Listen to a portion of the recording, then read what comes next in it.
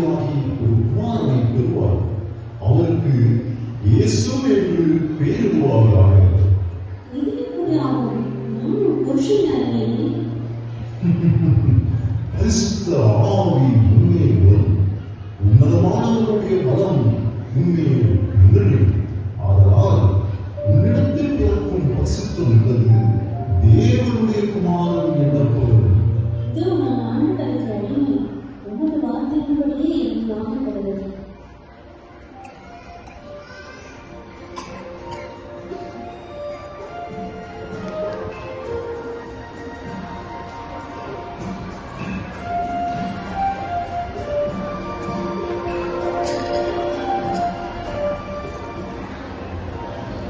யோசேப்பும் மரியாளும் கூடி வரும் முன்னே மரியாள் பரிசுத்த ஆவியால் கர்ப்பவதியானார் என்று காணப்பட்டு அவள் கணவனாகிய யோசேப்பு அவளை தள்ளிவிட மனதாயிருந்தார்.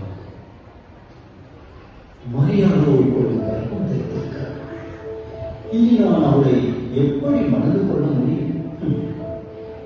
மரியாளை அவமானப்படுத்துவதற்கு மனதில் ரகசியமாக அவளை தள்ளிவிட வேண்டியதுதான். சரி, சற்று நேரம் ஓய்வெடுத்து காலையில் என்ன செய்யலாம் என்று சிந்திக்கலாம்.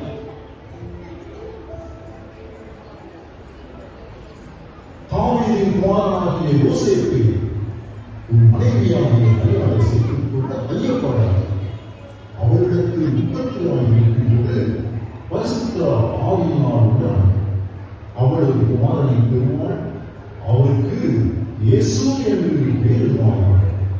ஏனெனில் அவர் தமது ஜனங்களின் பாவங்களை நீக்கி அவர்களை ரட்சிப்பார்.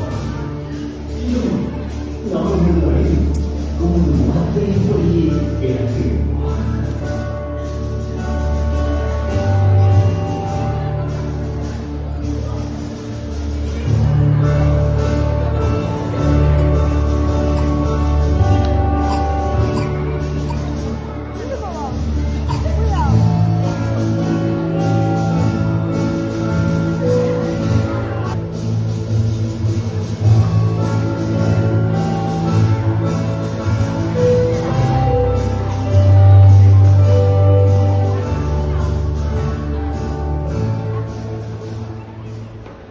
இதனால் ஊர் மக்களுக்கு தெரிவிப்பது என்னவென்றால், அவரவர் தங்கள் சொந்த தேசங்களுக்கு சென்று குடிமதிப்பு எழுதும்படி அகஸ்திராயனால் கட்டளையிடப்பட்டுள்ளது.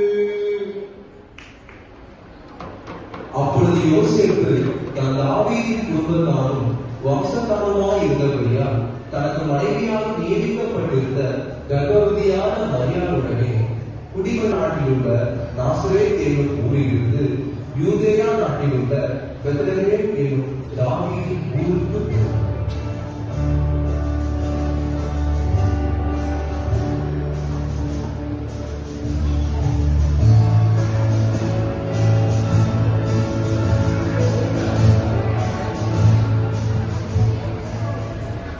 இயேசு கிறிஸ்துவின் பிறப்பு அவருடைய வாழ்க்கையில் ஆரம்பமானவர். ஏற்கனவே அவர் இருந்தவராகவே இருந்தவர். பிறப்பின் மூலமாக இந்த உலகத்தில் வந்தவர். உலகில் பிறந்த குழந்தைகளிலே தண்ணீரற்ற குழந்தையாக கண்ணியின் பிறப்பு என்கின்ற பெருமையோடு வளர்வதும் குழந்தையின் பிறப்பைத்தான் நாம் இன்று கொண்டாட வருகின்றோம். பிதாவின் இயக்கத்தை புரிந்து கொண்டு நமக்காக உலகம் வந்தவரை இன்று நாம் இருதயங்களில் ஏற்றுக்கொள்வோம். நமக்காக பூமி வந்தவரை, நமக்காக தம்மையை தந்தவரை வாழ்த்துவோம், வணங்குவோம்.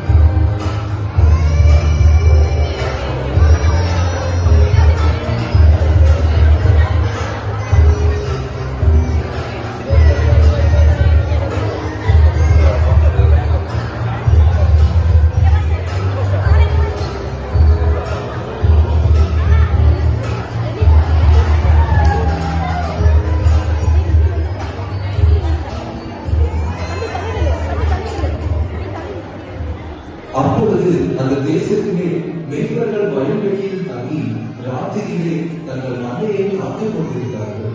அவ்வேளையில் கர்த்தருடைய தூதர் அவர்களிடத்தில் வந்து நின்றார். கர்த்தருடைய மகிமை அவர்களை சுற்றிலும் பிரகாசித்தது.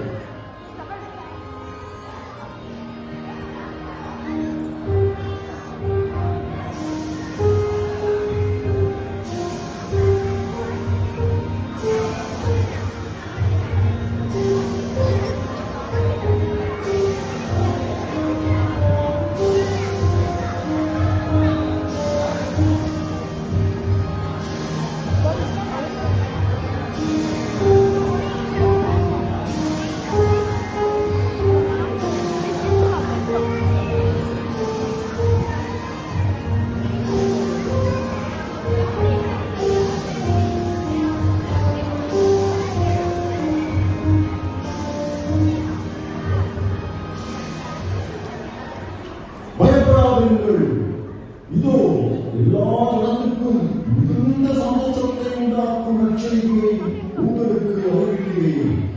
இன்று கர்த்தராகிய கிறிஸ்து என்னும் இரட்சகர் உங்களுக்கு தாவீதின் ஊரிலே பிறந்திருக்கிறார்.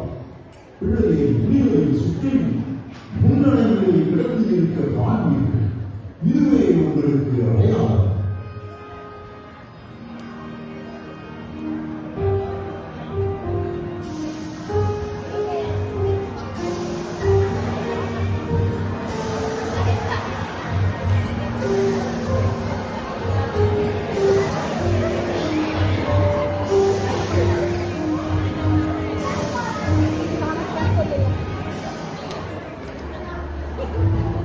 ஏரோது ராஜாவின் நாட்களில் யூதேயாவில் உள்ள பெத்லகேமில் இயேசு பிறந்தபோது கிழக்கில் இருந்து சாஸ்திரிகள் எருசலேமுக்கு வந்தார்கள்.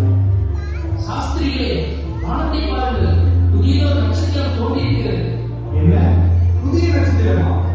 ஆம், புதிய நட்சத்திரம் என்றால் இது கண்டிப்பாக ஒரு ராஜாவின் பிறப்பை தான் குறிக்கிறது.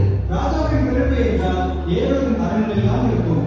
பாருங்கள், நாம் அனைவரும் ராஜாவின் அரண்மனைக்கு செல்வோம்.